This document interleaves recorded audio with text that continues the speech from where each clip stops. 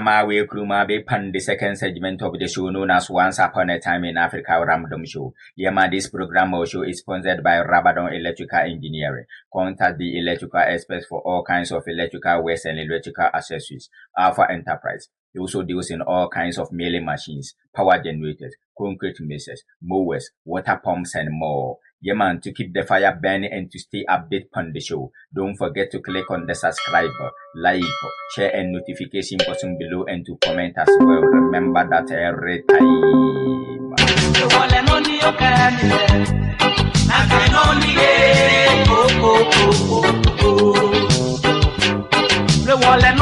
Isai, in the beginning, Ataa Naa Nyunmɔ established order. Below the supreme being are 3 levels of spirit.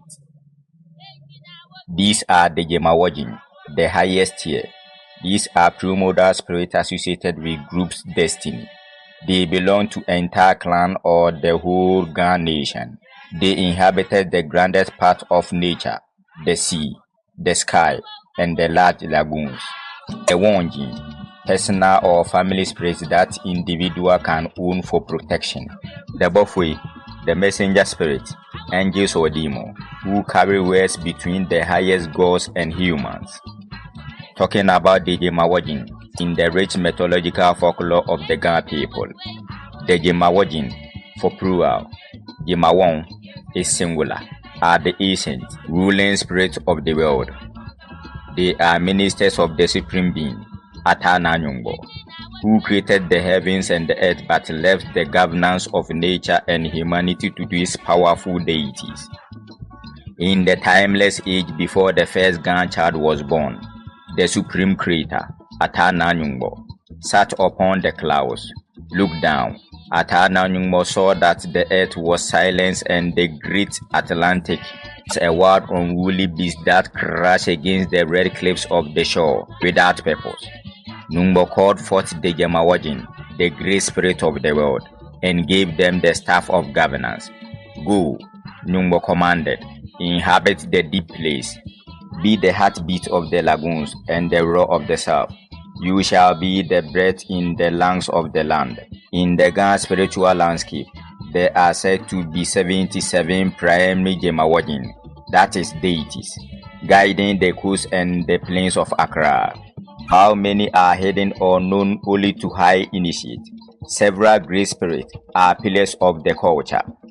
So when a Gan priest offers a libation, they often say, the 77 gods of Gan state, come and drink, acknowledging that there are many more spirits living in the rocks, ancient trees, and smaller streams through Accra. Here are the most prominent names of the Jemawɔjin, categorized by their domains. The big tree, the guardians of the state. Nai, the king of all Gan deities and the spirit of the sea. He is the supreme judge and the father of the lagoon spirit. Sakumɔ, the god of war and the spirit of the Sakumɔ lagoon. He is the general who protects the people from invasions and spiritual attack.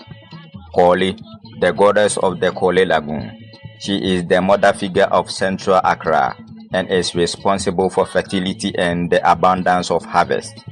When a woman is barren and goes to a shrine to plead with a Jemawɔn for a child, the spirit might grant the request on the condition that the child is named after the spirit or a specific servant of that spirit. In this case, the human carries the spirit's name as a permanent mark of ownership. The Gan says, he or she comes from the spirit. Through this, we have humans with astonished name of Jemawɔn among the Gans, like Kremisu, Ogbaami, Lante Jan, and more. Cause they are humans pleaded and was given by Jemawɔn. Kweshi, the spirit of the Kweshi lagoon, Nieteshi. She is a powerful female deity often associated with the protection of the eastern coast. Klote, the spirit of the Klote lagoon at Osu. The Osu people look at this deity for guidance and communal prosperity. Gbebu, a prominent deity in the Dansoman and Bawe areas, often associated with the earth and local protection. Chemu, the spirit of the Chemu lagoon in Tema. Guaku, the forest god of iron and blacksmith, Similar to Ogun in Yoruba mythology, he is the spirit of technology, tools, and craftsmanship. Lante Jan, a powerful warrior spirit associated with the protection of Gamashin, Old Accra district. Afieyi, the wife of Nai, she is gentle and calming spirit, associated with the sea breeze and the coolness of the morning. Each of the 7 main quarters or clans of the Ga people has its own specific Jemawɔjin that act as a patron. The Gamashin, under the direct protection of Nai,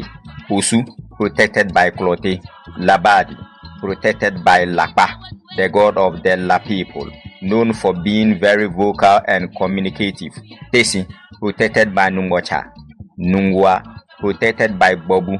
the overall lord of the deity in that areas. Tema, protected by Chemu. Bone, protected by Uhe. In Garment, a Jemawɔjin doesn't sit on a throne. It mounts its priest, Wulomo, or priestess, warn you. When a spirit wants to speak, the person's eyes must turn a glowing blue or white, and their voice changes to an ancient dialect of the Ga language that only the elders understand. This is how the Jemawɔjin gives warning about upcoming storms, bad harvests, and political shifts. The Jemawɔjin live by a code of coolness, Melinjole. Folklore teaches that the spirit hate heat, noise, chaos. This leads several mythical laws like the band of human blood.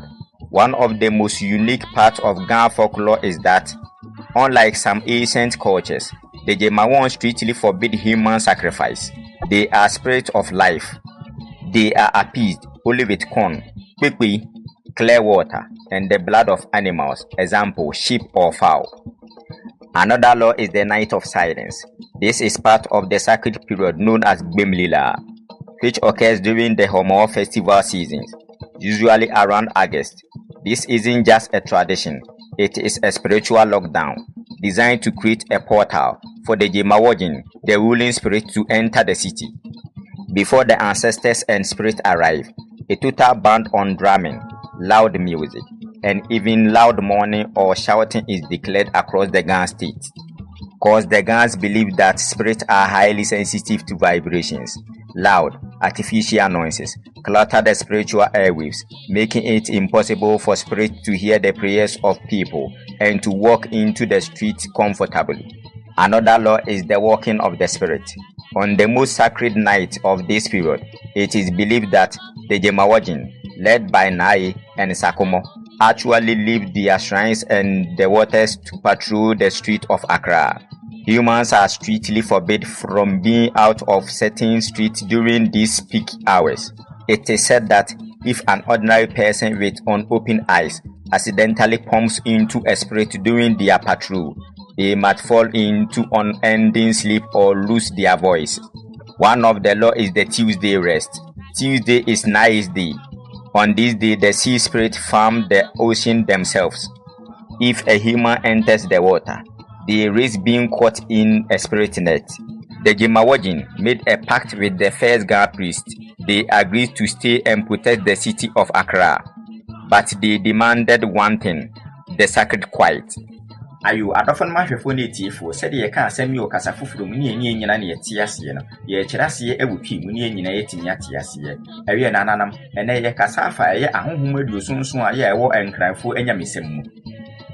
ewe mfitiase no Ataa Naa Nyunmɔ a wo ye twedi amponyankopon no eye ne bibia pepepe ewo otumfo yase no ene ye wo ahohom nchichemu miensa ye ne mu ne ye fra mu Jemawɔjin na nanam abosompon ya enkran ekuokuo nyirara ehyebre ene ne nkrabea ewo won nsem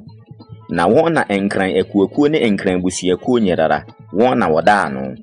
na afi nso esoro ene asase ene de wom nyirara won na woye atumfu aya wo hweso ye wode ye fe ne Wɔndjin ye ne mu ne nananam abosom enketenkete ya ankora biere tu anamo kokogye ede bebo ne ho ban ana wode bo ne fie ho ban ye wode ye fe ne Bɔfoi ye ne huhum asomafo a ebi ya abofo ne ahohom a ya wotie ensem na wode bre enipa mma ene ahohom no ewe nananam de edi kan aka ne ho asem ene Jemawɔjin no ewo enkranfo ahohom nsem ene wo ne tumfu sem mu no Jemawɔjin eye din a yede ma enyamepon ewo dodo kabie mu Jemawɔjin eye din a ye de ma enyamepon ewo ankore kabea mu na yenum ene tete aheni ahonhom a wodi wiase so na woye asonfo de ma Ataa Naa Nyunmɔ mekire twedi yampon nyankropon obo ade ekoro a obo soro na asase na odi tumi nyina de hye ahonhom nsa se wonhwe ewiase ene enipa ma ene de wom nyina eso ewo ewiase mfitiase mu no ebra ne yenyan wo enkrani abofra bia no Ataa Naa Nyunmɔ tena mununkum mu asi ne tirase no ohunu se asase so ayedin na awo asuo busumpum no ye wotu ase kasie bia na odi nifa ahodie tumi epem epo ahye kokko no epem hunu ne santi Ataa Naa Nyunmɔ efre Jemawɔjin a woni ewiase mu atumfo no edi tumi epoma no ehye wonsa na ohye wonse wonko na wonko nkodi ewiase adebo a ya wabo nyina a ebi ni insuwansu ahodo ebi ni nnua ane abotan ene niema pia ya ono obo ade wabo se wonko na wonko yesu tumfo na oma won tumi se won beye enyame ebo ewiase ene na adebo ahodo bi mu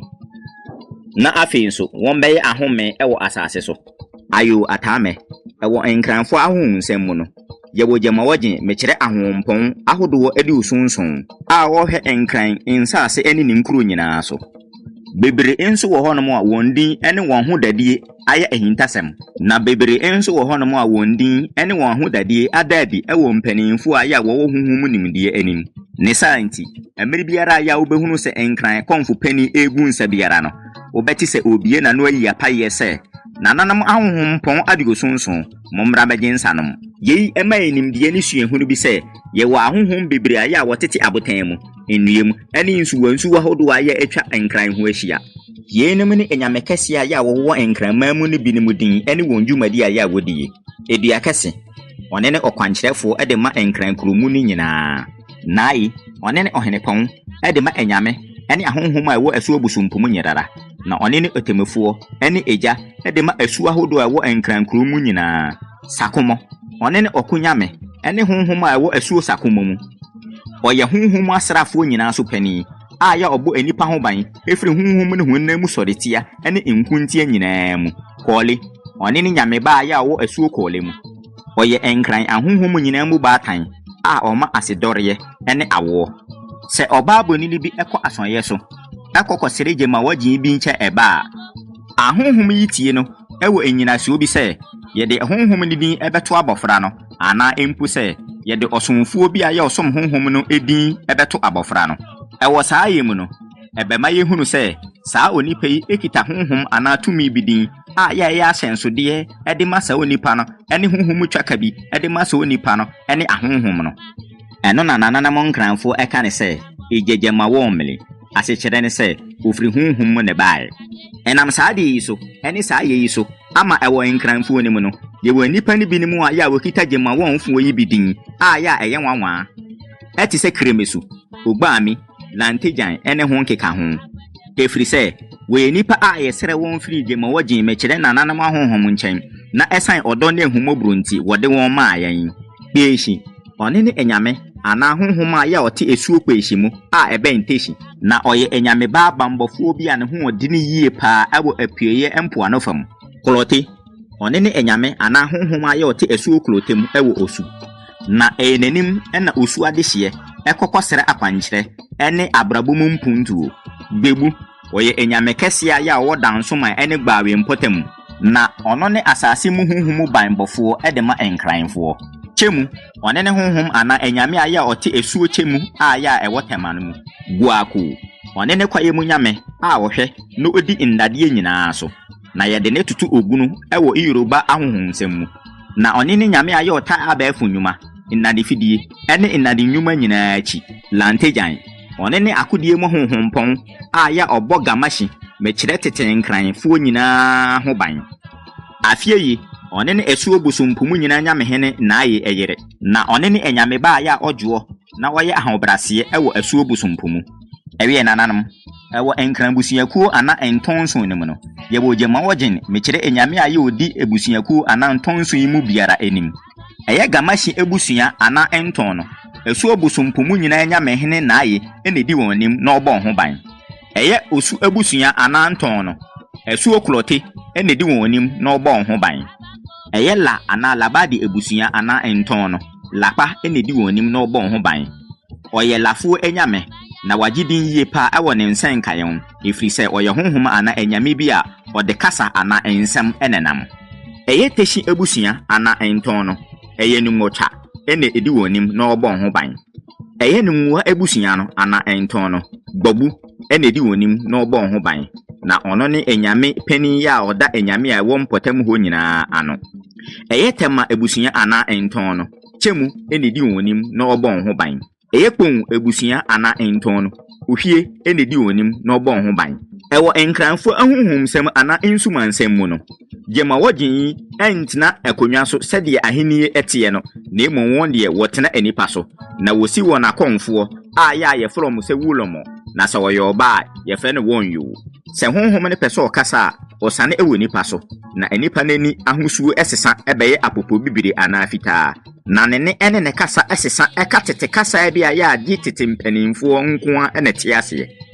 saa kwan so ena Jemawɔjin wɔfa so amayete wonka wɔfa so eboyen kokɔ kyerɛ yɛn de ɛwɔ honhom mu na ebesi wɔ honam mu a ebi ne atɔrentem a ya ebetimi esisi ebi ne sɛde yabrabɔ ɛbɛkɔ no sɛde yɛmfudie ɛne ampi yamamu ɛne yahini enhyehyɛ ɛbɛkɔ ɛyɛ nananam ɛyɛ Jemawɔjin yɛ mayɛ ɛne wɔn dwumade a wɔbɛdi no wiase mu nyinaa egyina ɔdwoɔ ɛne asondue so ɛno nananam nkranfo ɛka ne sɛ melinjole sunsum nsɛm ne sumansɛm kyerɛ yɛn sɛ ahonhom yi ekyiri ɔhyew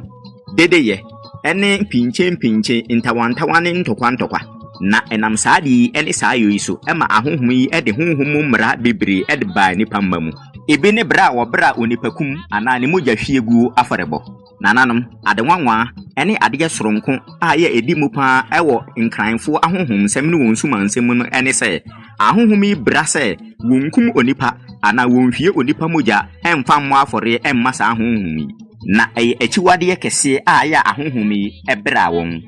efiri se nananam ahonhom no ebaaye se wo bema nkwa na emum enye oseye ade a ya yetimi de hye ahonhom ye nimonyam ede ya aseda ede kro won ebi ne ebru a ya enkranfo no efere no popoyi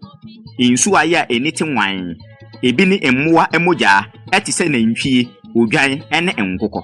yenem ne niyama ya yetimi ede hye nananam ahonhom yi animonyam mekire Jemawɔjin ewo enkran sumansem mu emra ne bi ne anado da suo mu komye yei eka enkranfo ekonkron bere bi a ya yefre no enkran kasam se gbemlila a ya ekoso ewo homoho afahye ne mu a wodi na afi biara mu wo empem bebre mu osana ana jifu bosomene mu yei enye amamre ara trara sede yehunu no na emum eye honhom nkantum a nananom ede to ho sede ye beya ebebo kwan ede ama Jemawɔjin mekire nananom ahonhom yi ama won etimi ahyan enkrankromu ni nyina emra ne bi ne se wotua dedeye a nananom nkranfo efre no bebi ansa na nananom nsamanfo ene nananom ahonhom ebehyan enkrankromu no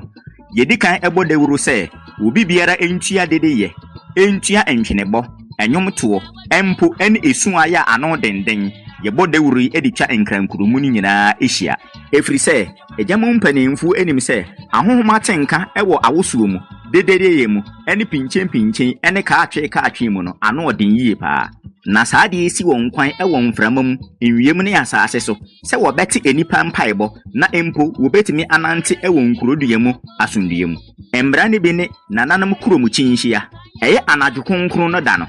ejanam mpanimfu wogidie bi se eye Jemawɔjin a ya naaye ene Sakumɔ edi won wanim no wofiri won asoye so ene wonsu ahodo aya wotitim no wodedem no na wochi nkrankromu no nyina ne santi ejanam ebra enipa mase won nante anadwo ewo emmeaye bi ewo nkrankrom sedu sarabayi a ejanam mpanimfo ma ne daadi pefe ekato ho pefe se ekoba se onipa bi aya onni ani na empofiri mu opie ahonhom yi bi so bra ya wodi kromu nchinhia no a ade aye timitu enipa ni bi ne se obekɔ endaho ana endaho obeto no so ewa abra ya ontimi enya ne mfiri ne nnem ana se obetore mumu embra ne biem ene eye ebenada ahomegye nananam ebenada eye enkranfo nya mehene na aye eda na saada no esu obusumpumu ahonhom nyirara efare insuo no na saada no enipa bi bɔ ne ho mpem ekɔ nsuo no so a obetimi akoto nananam atenam seniti anye yi a Jemawɔjin ene enkran konfo aye edikan epamapam bi ese wobagye atum na watena enkranfo mu na afi wabɔ nkranfo ho ban na wama ne si nkranfo yi nanso wɔsere ebisa nkranfo nkyɛn adeɛ kropɛ ɛno ne konkrum kom ye ɛbia na nanam ahwefo ne tiefo ye de yɛbakwasɛm bisi ha ne yɛatoa so ɛda foforo Isai, ladies and gentlemen, them. We are to end here and continue sometime later. See you all same time. Stay blessed. Me love uno all to the mask. Piano. Tata.